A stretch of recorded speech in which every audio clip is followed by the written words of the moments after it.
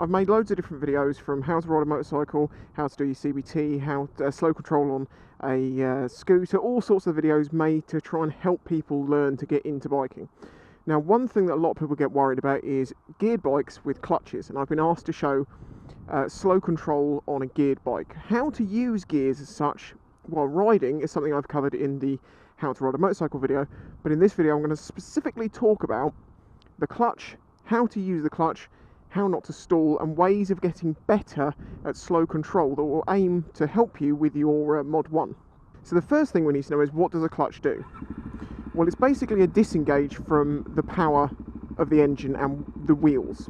So we'll put it into first and keep the clutch in, and as you can see, nothing's going to happen. Now, if we start letting it out slowly, there's this thing called the biting point, which is where you start feeling the clutch come in. Now, keep in mind, this is something I don't think a lot of people necessarily realise who are learning. This isn't all of the clutch, like the biting point. The bit that actually makes a difference is about this much in the middle. Depending on different bikes, depending on the age of the bike and the clutch cable's condition and the adjustment, it'll be in different places, it'll be different lengths, it'll be different weights, but the point is, it's going to be about that much in the middle, not this whole lot. So the first thing we need to cover is basically why people stall, and it's normally because they don't use enough throttle with the clutch, or they're too jerky with it. Okay, so first things, we're going to actually stall on purpose. So classically, people they'll put the revs on a little bit, and then they'll just drop the clutch too quickly and they'll stall. You can even put a bit more revs on than that and just drop it too quickly and it'll stall. It's all about having the right amount of revs and then slowly letting it out, and you start to move away. Now, it's important to keep in mind that you can use a lot more revs and just slowly let that clutch out. See, and you're not going to go flying off. You can apply more revs and you're not really going to go anywhere because you're controlling it with the clutch. Remember that your forward momentum is as much to do with that as it is to do with this. Okay? So that's relatively straightforward. So my best advice to learn to use a clutch or to learn slow control is to, you're there, use a bit of revs, slowly let it out, feel the bike start to get away, starts to walk away, and then at this point, that's when you can let go of the clutch completely, and now you're just using the throttle to move you around. However, when you come to a stop, to save the engine, or a slow, to save the engine from stalling again, you pull it back in, like so. You see, it's difficult to show you because it's such small movements, but clutch is out, clutch is out. Now I want to come into this turn, so I need to pull the clutch in slightly, and we can turn and then reapply throttle and let the clutch out slowly. It's a balance, and it's not difficult, you've just got to get your head around it. I basically have a couple of games that I've always played on my 125s and my other bikes, and it teaches you slow riding control, clutch control, and it's very good to teach yourself. So when you do the Mod 1 for like the U-turn and for the figure of 8 and the slalom, it will mean that when you get to that, you'll already be pretty well practicing it and you'll have no problems. Like I did, I just did my Mod 1, passed it, no errors, nothing. So the first game I play is when you come up to the lights, is trying not to put your feet down. So basically this is going as slowly as you possibly can, so you don't put your feet down at the lights. And this is done with a balance of both throttle and clutch and the rear brake. Now you might notice I have my finger over the front brake. Ignore that, it's a habit I have. It's not a good one, but thankfully because I'm experienced I don't have the habit of panic braking. And I'll show you why that's a bad idea if you are inexperienced and you could have a habit of panic braking right now. So say you're going into a U-turn, you're using the front brake, and you're suddenly like, oh, too much. You see how, because the bike's turned and you put the brakes on, it starts to throw you over, and it can throw you off if you're not careful. So you should be using the rear brake. I'm going to do my best to keep my hand off that front brake. So again, slow control, using the back brake to steady the speed, balancing the throttle and letting the clutch out, and just feel the engine. You can tell when it's going to stall, it's not happy. Put more throttle on, put more and more throttle on if you need to.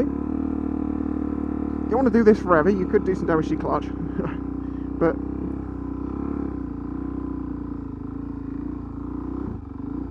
see? This is invaluable for slow balance and clutch control in a straight line, and just generally. And it's fun. Well, I find it fun. This is also known as slow racing, where you get two of your mates, you and a mate, you know, and you basically choose a distance, not on a public highway, and you see how long you can take to get to that line. First one there loses, last one there wins, and if you put your foot down, well, you also lose there. Just like you would if you put your foot down to do a turn in the road in your Mod 1, you fail. It's an instant fail. 1 foot down, instant fail. Okay? The other game that I used to play was, well, it's not so much of a game, more just a practice, is to start doing circles. Start out big.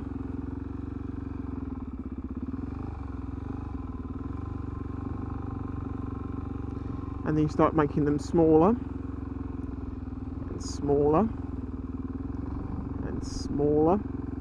And eventually you'll get to a point, well, I don't advise you do this to start with, but eventually you can get to a point you're good enough, you get a full lock. And at this point, there is no steering input, it's just back brake, throttle, and clutch.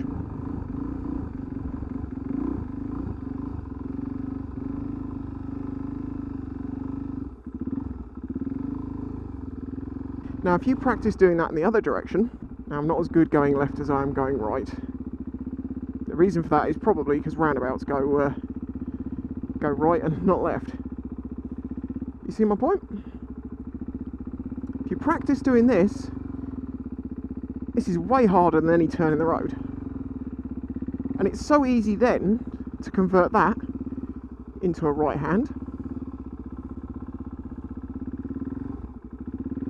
That then goes into a left hand. And now you're doing figure of eights. And these figure of eights are probably a quarter of the size of what you have to do, maybe half the size of what you have to do in your Mod 1.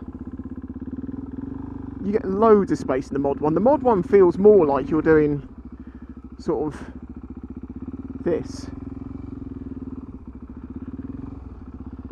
Good tip here is to look where you want to pivot. Now, that's easy in the Mod 1 because you'll have cones to look at, so you just look at the cone and just ride around it. Okay?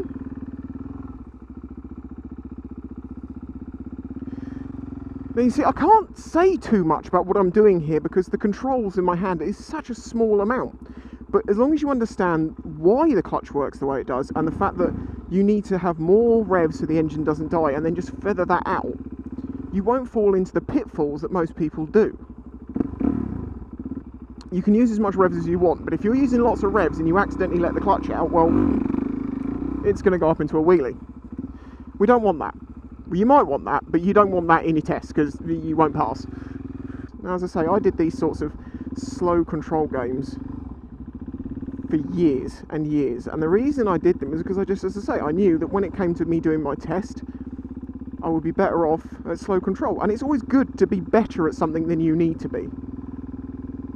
I mean, I'd love to see some other vloggers. If you fancy a challenge, try this. Full lock, slow as you can. This is Spicy Slow Control Challenge, people.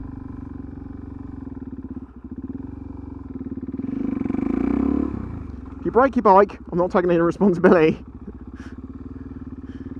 This is the problem with this thing. It's very quick and easy to show you this. Like, you understand the throttle does, you understand what the clutch does, and you understand what I'm doing. But it's the feel. It takes practice. And as I say, start with big circles, get smaller and smaller. And once you've got down to small, I'm not saying go full lock, but once you get smaller and then you start practicing in the other direction, as I say, it'll all naturally fall into place and you'll feel much more confident. And then a turn in the road, well, it becomes a joke. I mean, I'll show you a proper turn in the road as I remember it. On the Mod 1, you'll have a line here and a line there, and you basically just have to do a turn within the two lines without putting your foot down. Now, a lot of people, the classic thing they do is they go too slowly, they're not sure, they haven't got enough throttle on, they're not feathering the clutch enough. So have loads of revs if you need it, and little bit of clutch out, just to get it balanced. And you want to go forwards, shoulder check, you are also supposed to be indicating, and then bring it around. And that's it.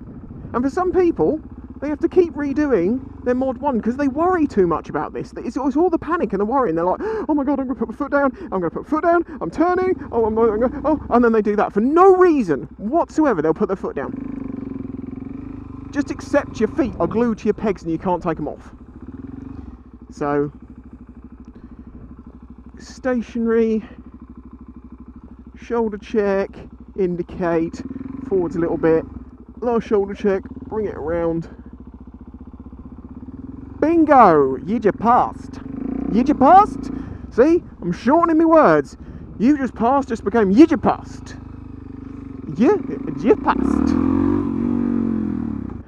I hope that helps you. It's very simple tips, but seriously, try the slow line, the slow race, try the doing slow lefts, slow rights, and with a bit of practice, it'll all start to click and it'll become easy. And just don't panic. Panicking is the worst thing. So I wish you the best of luck. Don't forget to subscribe to the channel if you want some more tips. Don't forget to leave some questions if you've got any questions. Many people here will be able to help you. And share the videos with your friends who are also learning, because everyone can do with a little help here and there, even if you know what you're doing. Just to go back over the basics and have your mind going through it, really good for training your mind and getting good and getting comfortable and well practiced. So there you go, that's my slow control lesson. See ya! Bye bye!